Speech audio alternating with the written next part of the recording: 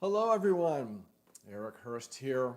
The Training Cafe is open for business. Come on in, have a seat. Hopefully you have a cup of coffee. It is the cafe after all. And let's talk climbing and training for the next 30 minutes or so. I'm going to give a little bit of my thoughts on dealing with nagging, minor in-season pains, pangs, aches, things that don't make you stop climbing, but make you worry a little bit and maybe hamper your climbing. I'll talk a bit about that, and then in about 15 minutes, I'll answer some of your training questions. I see we have one question typed in already. You can go to the comments box and type in a brief training question, nutrition, injury, climbing performance question, you name it. I'll try to give you the best answer I can, and if I can't answer it, I'll try to tell you where you can get a good, helpful answer to your question. So thanks for joining with me here today. First things first, we begin each of these Training Cafe episodes with a toast. Climbers around the world, unite. Let's sip coffee together. Because what is better than climbing and coffee, right? These two guys, big coffee drinkers and incredible climbers and people, and rest in peace, Wolfgang and Kurt. Also a shout out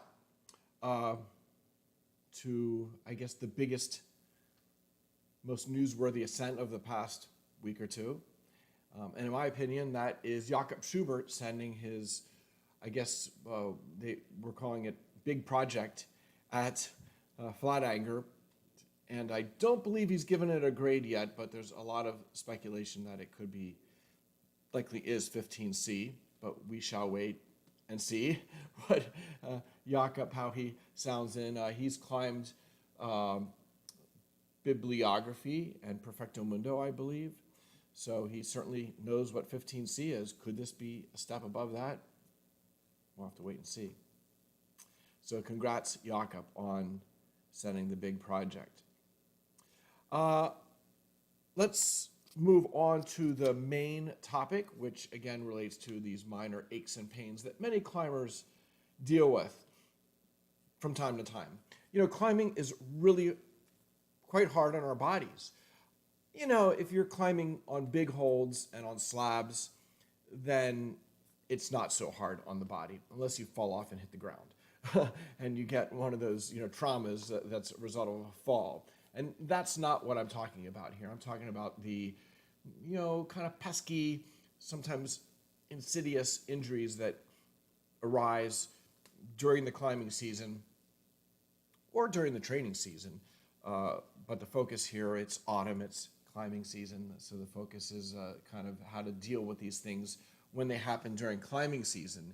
And it's most commonly the fingers. It could be a little bit of a tenderness in your pulley, not like a major rupture or tear, which would cause you to kind of end your climbing for the moment to deal with that. That's always the prudent thing, when you have a, more significant injury. But I'm talking about like minor, just tenderness, awareness that things aren't quite right. Knuckles are common, this PIP knuckle, especially older climbers like myself. Sometimes the DIP joint. Arthritis is common in non-climbers and climbers alike, but can be, if you're prone to arthritis, as my family is, climbing can provoke that and make it a bit more chronic, I guess you would say. Elbows, shoulders, those are common spots for people that climb steeper rock, pulling really hard, locking off, doing dynamic moves, gas stone moves, things that put your shoulders in weird situations. And then worse yet, when you are climbing tired, you're more prone to not be in the optimal position, to be strong and stable. And that's when an injury can happen, a tweak can happen. And So, that's one word of warning is if you are prone to injury or if you are beginning to feel one of those nagging injuries, avoid climbing in a high state of fatigue.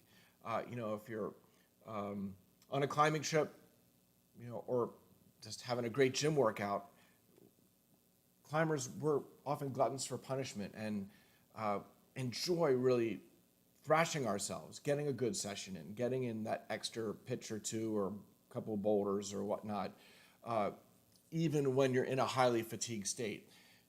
And there is a time and place for that, in terms of recalibrating your brain to what you're capable of doing. This concept of a central governor that regulates our expenditure of energy, and especially in very long duration, rigorous activities. Gradually recalibrating that central governor is part of the game. And you do that by pushing longer and harder than you have before. But you can't do that all the time. It's got to be, appropriate, planned out. And if it's your MO, then it wouldn't surprise me if you become one of the walking wounded. So on days that you feel like you can handle it, to go a little longer, a little harder than you have before, could be a good thing.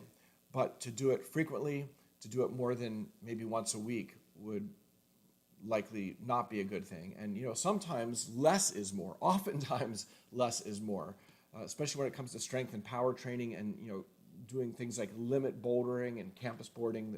Those really high power things, efforts. Climbing at your very limit is a high power effort, and that's not something you should be doing every session. People who do end up injured oftentimes. So there's value in throughout the, in the context of a microcycle, like a week, to have different, levels of intensity from day to day and different amounts of volume from day to day. And that's kind of the art of training program design. And when I do that with elite climbers, we're really trying to figure out how to get the stimulus and the training they need to reach their goals, but to give them enough time to recover and not stress them to the point of injury. And when you do get those aches and pains, you have to heed them. Even the most minor aches and pains should be a bit of a warning sign. Now, knowing what the ache or pain means, that is sometimes a bit challenging. Veteran climbers who have experienced it all know better, to identify the difference between, say, a muscle ache in their forearm, just fatigue or whatnot in their forearm, versus like a flexor tendon strain. They are distinctly different in how they feel.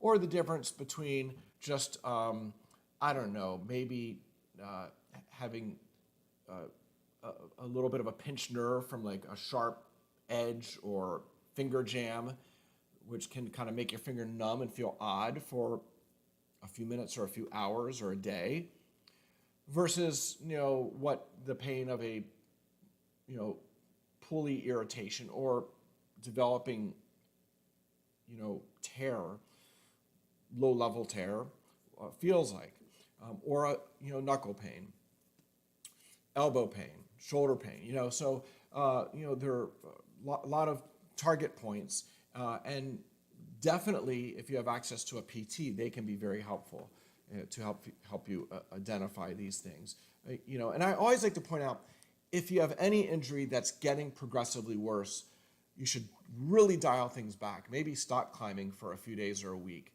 and probably see a doctor. If something is progressive, it cannot and should not, be ignored. And the sooner you get an accurate diagnosis and see a qualified physician or PT to get to the bottom of it and give you some countermeasures to correct the situation, the sooner you do that, the better. But, that's not the stuff I'm talking about here. There's more severe injuries that are getting worse. I'm talking about the little nagging aches and pains that develop during the climbing season. And oftentimes, just taking an extra rest day, you can overcome that. eating a little more food, especially protein, is very important. You know, when you're climbing and stressing your, let's talk about fingers, but you can apply this to anywhere in your body, but our fingers are highly strained in hard climbing. And you are actually, you know, on a microscopic level, breaking down these collagen fibrils, like the little, you know, if you ever cut your climbing rope and see all the little threads inside that are twisted, that's kind of how your tendons are built. And all those little fibers are basically pure protein, collagen protein. And some of those break or fray under stress and strain. And then, of course, with protein being supplied through the diet and rest, they heal, they get stronger. And over many months and years, your tendons actually hypertrophy slightly. You know, they get a little thicker, they get stronger. They can, you know, stiffness can, depending how you train and climb, get stiffer and higher performing. And that's a good thing over the very long term, where you have appropriate loading that slowly escalates over months and years, accompanied by a good diet, rich in protein, rich specifically in the collagen specific amino acids, glycine and proline, which comprise about 2/3 of your connective tissues. And so you kind of have this constant balancing act between breaking down protein in your body, both contractile proteins in your muscles and also structural proteins, collagen in your tendons and ligaments. And so, you know, when you're loading and training and climbing hard, you're breaking down. And then, of course, when you're consuming enough protein and resting and recovering and sleeping, you know, good nights, you're recovering. And so it's this, you're tipping the scales between protein breakdown and protein synthesis.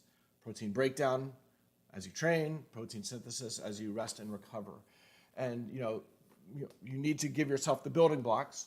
I think as a protein target, the average size guy should have 100 grams of protein a day, perhaps more if you're a bigger guy. And, you know, most lady climbers, not much less than that, you know, maybe 80 grams a day.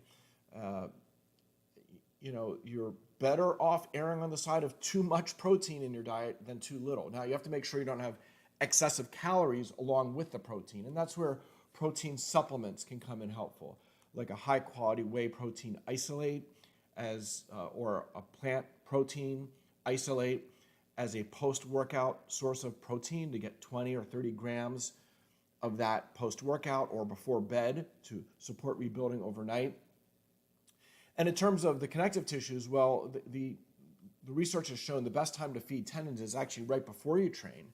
30 to 60 minutes before you train, you consume collagen peptide proteins, which, you know, the research, there's a few research papers out there that people aren't too impressed by because they don't appear to show much value, but they're not the best controlled studies. The most recent one that people have talked about was a study on collagen within the muscles being fed with collagen protein consumed after you work out. And that's not how you feed connective tissues and ligaments. So that study doesn't really apply its finding that collagen didn't support muscle collagen recovery.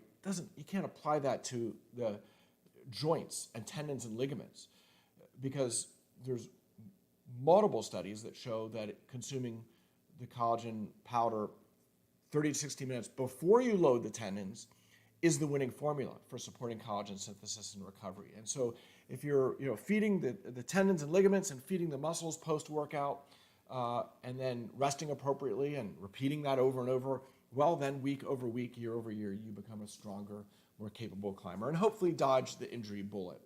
A few other things when it comes to kind of nipping in the bud, little nagging in-season aches and pains. Avoid specific movements, holds, exercises that provoke the pain.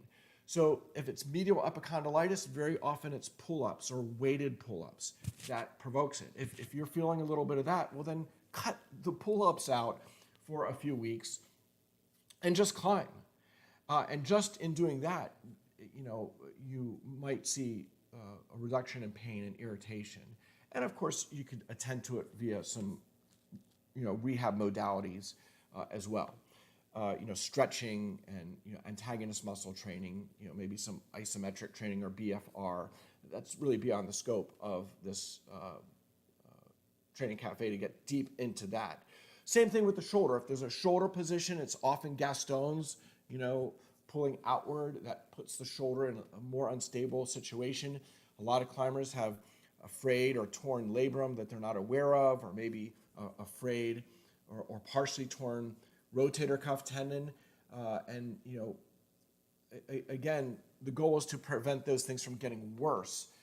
And so staying away from positions or moves that provoke the injury, that's a really smart thing. And then if you can get through the rest of your climbing season, then address that injury in the off season.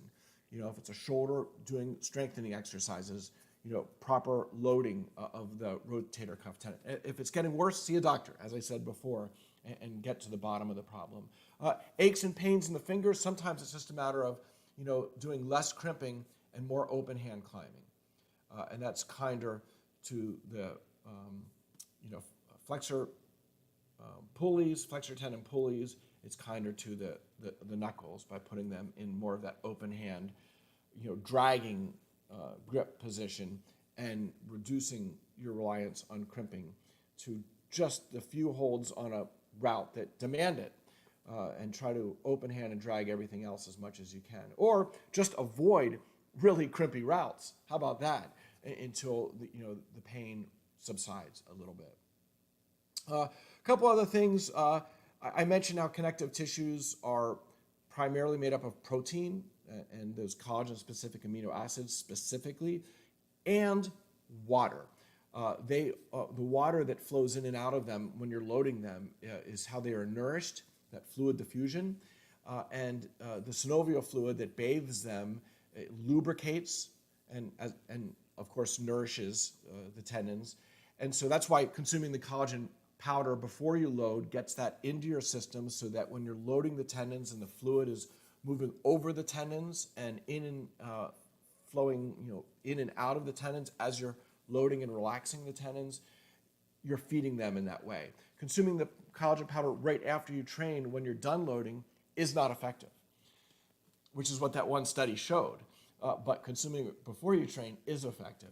And so, staying hydrated, very important. Not only on climbing days, but I think, pretty much 24/7. Make sure you're getting enough water. And, if you're not getting up to pee a couple times a night, you're probably not drinking enough. So that's kind of, that's the trade-off, is you might interrupt your sleep a couple of times by consuming a lot of water or, protein shakes. But your body does need those things for sure. Avoid NSAIDs.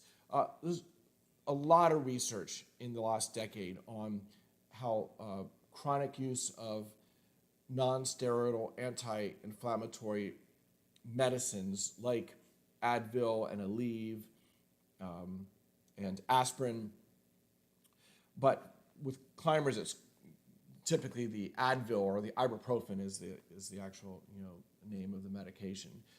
The Ibuprofen chronic use is, I know so many climbers, amateurs and pro climbers, who just consume it like it's a vitamin I, and it's their way of dealing with those aches and pains that they have day in and day out. But the NSAIDs don't heal anything. They just mask the pain. They knock back the inflammation a little bit. And in the case of an acute injury, like something just happened yesterday or today, some type of a more significant injury, NSAIDs and some ice are appropriate very early on, right after an acute injury. But little, aching, nagging pains, things that come and go, things that are relatively chronic but very low grade, to be taking the ibuprofen every day or to be icing every day is counterproductive, because you don't want to whack back that inflammation day in and day out. The inflammation is part of the recovery cycle. And also, there's research that shows that specifically ibuprofen and also some antibiotics and some other medications suppress collagen synthesis. So imagine that. You have achy tendons and you're taking ibuprofen, which is shown to suppress collagen synthesis. How stupid is that?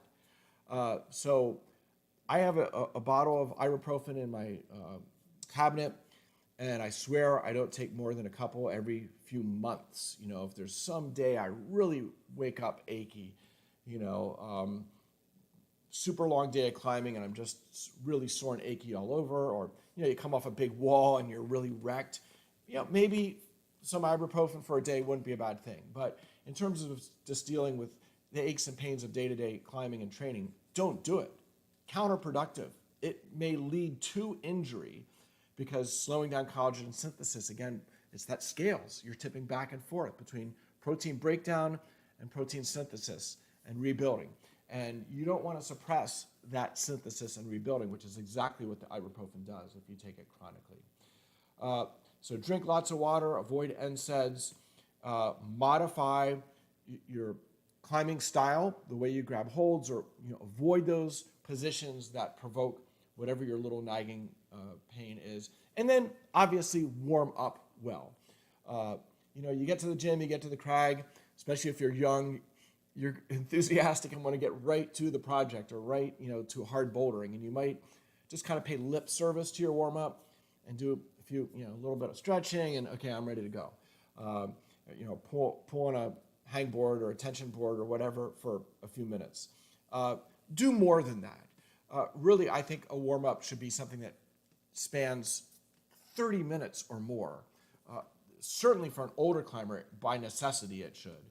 Because we just warm up so much more slowly. And so, you know, I just did a hangboard workout this morning and a little bit of campusing.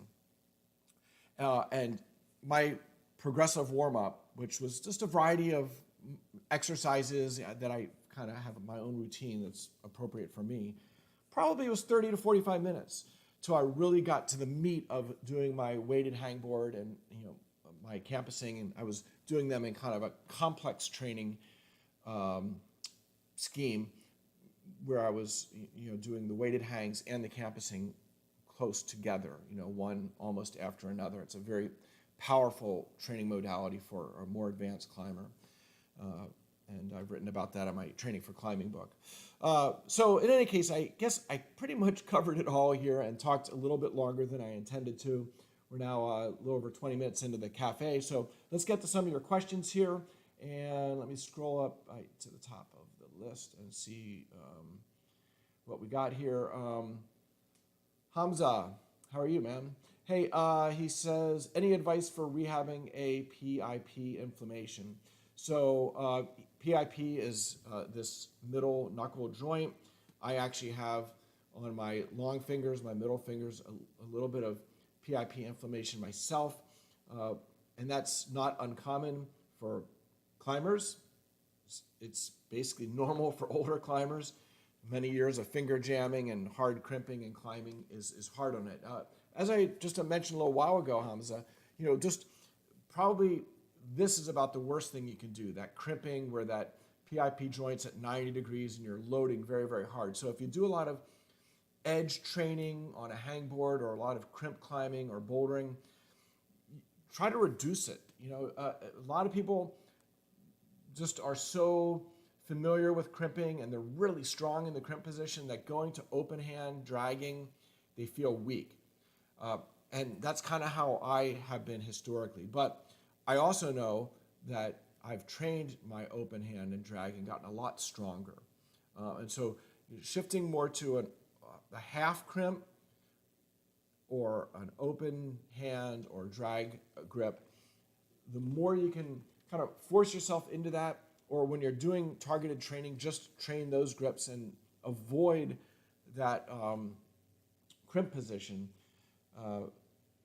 The less frequent you are to crimp with that really sharp bend in your finger, hopefully the finger will become a bit less aggravated and inflamed. And yes, I do think collagen powder consumed before your training and climbing could be quite beneficial. Many climbers realize a benefit from regular collagen use if they have achy fingers, if they're prone to achy fingers. On to the next question. David, during a performance period projecting a route at your limit, how many days per week should you spend on the project versus other kinds of climbing?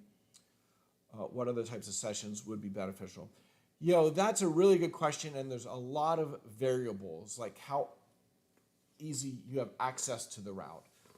Is it near where you live, or is it something you have to drive to on just weekends, or is it something you have to do a longer trip to for a week or two, and then you have a week or two to work on it, and then that's it for the season? So those are all different situations.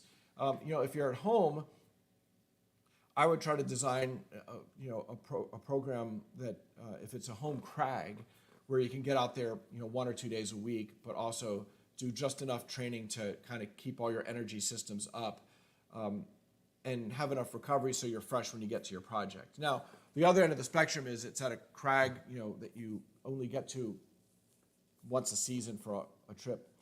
Maybe you have a week or two to work on it. And in that common situation, when you're somewhere and have just a finite amount of time, a couple of weeks to work on a route, well, then you need a lot more sessions, and so you might get into an every other day routine. 1 day on your project, rest 1 day, 1 day on, rest 1 day, and just keep doing that. A lot of pro climbers will do that when they're very close to sending the route. It kind of gives them more opportunities to be 100% fresh. Whereas if you work on the project back-to-back days, well, then day two, while you're getting practice on the route and becoming more efficient, that's good. You aren't as fresh as you were in day one.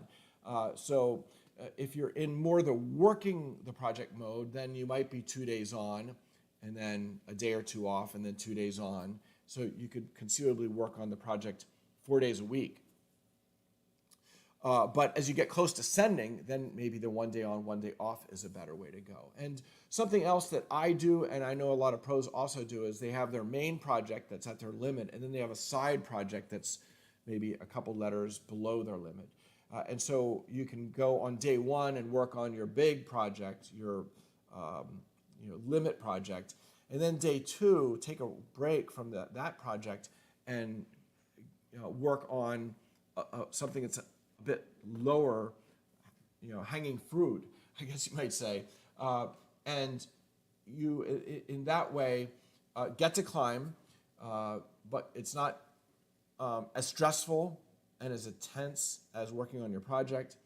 And you're making leeway on a new project that you're kind of getting teed up for a send. So, what if your 2-week trip or whatever it is comes and goes, you don't send the limit project, you might send 1 or 2 sub-limit projects so that you don't go home empty-handed. You feel good about yourself, and it's important to clip chains sometimes, psychologically, and just, to not work one route exclusively. That can be mentally taxing and isn't for amateurs, let's say, recreational climbers. It's not a good way to get better, working just one route constantly. Now, a pro climber can do that because it's their job and they're already really, really good. So they can go to Seus and work pretty much exclusively a route for a month. But unless your name is Andra or Megos or Schubert or Gustolfi, whatever, you probably don't want to go to a crag and just work one route nonstop for a month. It's pretty tough on the body and the mind. So hopefully I gave you something useful there, Dave. Again, there's a lot of variables that come into play. Fred says, I'm currently max hanging 10 seconds, open hand, chisel grip forefinger at 20 millimeter with 90 pounds added weight, and half crimp on a 20 millimeter with 75 pounds added weight. He says he weighs 175. Wish my phone would stop ringing there.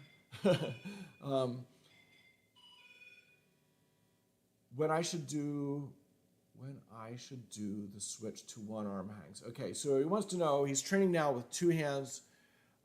When should he switch to one hand training? And should he train with the one hand, dangling, or with the elbow at 90 degrees? So a lot there. And first of all, I think for the vast majority of people, you should be hangboarding with weight with two hands. It's more stable. You can, you want to have you don't want to be dangling with passive shoulders. Definitely not. Any hangboarding, you should have some tension. Your shoulders should be engaged, kind of like you're beginning a pull-up, but you're not really bending at the elbows too much. And so having that tension through your shoulders makes you structurally sound to connect the weight that's hanging on your waist to your fingers. If you're dangling and have loose shoulders, you're going to stretch ligaments and just wreck yourself over the long period of time. So engage the shoulders, train two-handed. That is how 98% of the people probably should be hangboard training with weight. At some point, typically when your added weight is up around 100 pounds or 50 kilograms, it just gets to be a lot to hang from your harness, all that weight. It gets cumbersome, and you are, at that point, getting close to being able to do like a one-handed 20 millimeter hang on like that classic lattice finger grip test, the 5-second body weight hang, or just the 5-second, 20 millimeter edge hang. And you can use a counterweight pulley system where you have weights running over a pulley that clips into your harness, or you just hold your free hand on the cord. And if you hang 25 pounds on the counterweight pulley and then hang with one hand, well, then you're taking 25 pounds off your body weight. And so you can transition to one-handed hanging before you can hold your body weight by removing body weight using a pulley system like that. Many people, again, wait to make that switch until they're very close to body weight. Maybe they're only using 10 pounds on the pulley counterweight, and then they switch to the one-handed training. And I think the best way to do that is not totally straight arm. Again, it's better to be almost like you are pulling into a one-arm pull-up, not quite 90 degrees. That would be too bent, but something like that, where you're kind of like this, and you need to have a really tight shoulder. Your body can start to spin and rotate a little bit, so it takes a lot of, your core contracts, all your shoulder stabilizer muscles, scapular stabilizers contract and try to really keep you stable. It's a much more complicated way to train than the two hands, no doubt about. And so you really don't want to rush into that. And so hopefully I answered your question there. You're probably close to beginning to experiment, set up a counterweight system, and if you can do some good quality, 10 seconds is a pretty long time to hang on one hand. You might want to, you said you're doing 10-second hangs with two hands. That's fine. I'd probably reduce it to 7 seconds or maybe even 5 seconds with one-handed hangs. Richard. He says, because I've suffered a minor concussion, any tips to improve my recovery? I feel tired and my mind is foggy. Yeah, sorry to hear about that. Not the most common injury among climbers. Concussions can happen many ways non-climbing, and they can happen climbing as well. And here's an interesting thing in terms of concussions. There's really compelling research the last few years in the value of creatine monohydrate as a supplement that can help recovery from concussions. Your brain is an ATP factory. We have mitochondria in our muscles that make ATP to fuel our muscle, our muscle movements, our contractions. Well, your brain consumes, I think it's something like 20 or 30% of your body's ATP is being consumed by your brain. And so post-concussion, flooding your body with extra creatine, which helps you reassemble, that creatine phosphate helps you reassemble ATPs more quickly and increase the flux of ATP, can be a very helpful thing for recovery from concussions. And creatine is safe. It's relatively affordable. You can probably buy half a kilogram of it for, I don't know, 25 euros, perhaps, or $25, and take 2 5-gram doses a day. So that half kilo will get you 100 doses or 50 days of creatine supplementation, and that should be enough to make a meaningful difference in your recovery, getting over that foggy mental state that you're talking about. Hello to you too. Okay, a couple more questions, then we're going to wrap up the cafe here from RP. How do you overcome the mental barrier of climbing the next level, getting beyond the idea of a mythical grade? Yeah, I mean, that is a big part of our sport, no doubt about it. It could be, your first 7A plus, 7C plus, 9A plus, or, here in the States, it could be leading your first 10A or 12A. I mean, those benchmarks are as much, probably more mental than they are physical. And, it's something that, there's no prescription for punching through those ceilings other than, first of all, just believing that it can happen. Because if deep down you don't believe you can achieve a grade, well, then it's not going to happen. And you're just not going to train and have the discipline and make the necessary sacrifices to reach the grade. And yes, breaking that next level does demand that you become a different person than you are right now. You need to not only be stronger and a better climber and be better mentally at climbing, but, climbing at a higher level, performing at a higher level in anything demands more discipline, more sacrifice, refining your diet, doing your training in smarter ways, better recovery, having fewer of those off days or fewer of those kind of counterproductive, self-destructive days where you consume too much food or beer or whatever. The really best climbers run a tight ship. And that's true to athletes in just about any sport. And so there's a lot of things it requires to reach that next grade, but the first is that belief that you can do it. And to really, I think, pick a route, a specific route that inspires you, hang photos of that route up. Like I, for years, hung photos or quotes or goals on my bathroom mirror. So like I wake up in the morning and when I look in the mirror, to wash my face, it's the first thing I see. And it gets my thoughts focused on that from the get-go.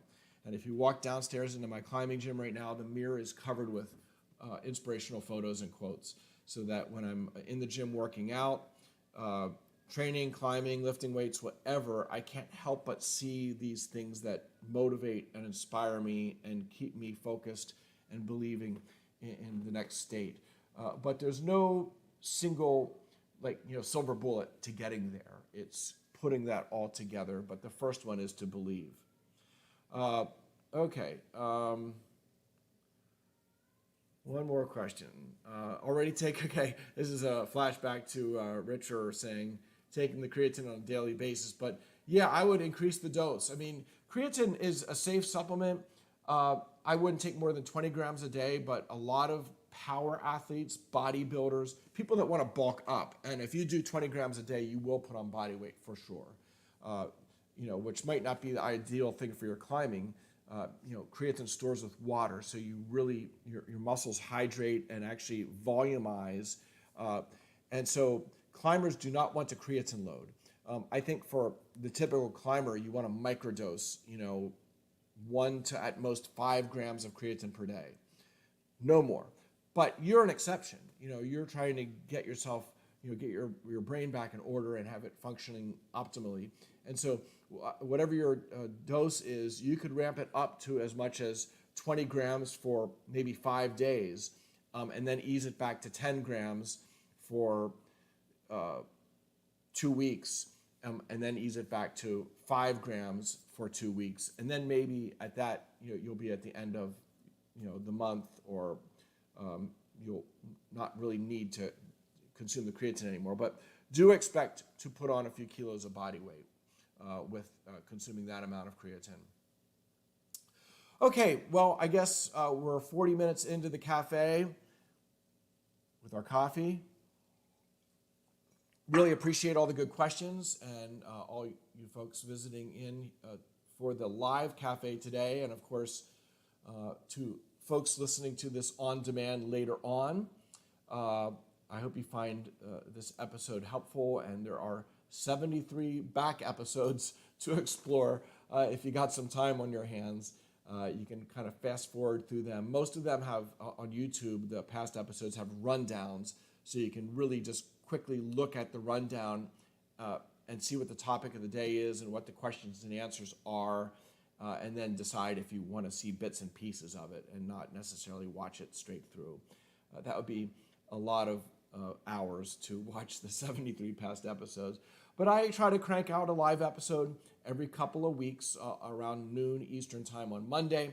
And I will be 2 weeks from now at the Red River Gorge. So maybe I'll do an episode from the Red River Gorge in October. I hope you can tune in for that live session. Until then, dear friends, be safe, be strong, and of course, climb on.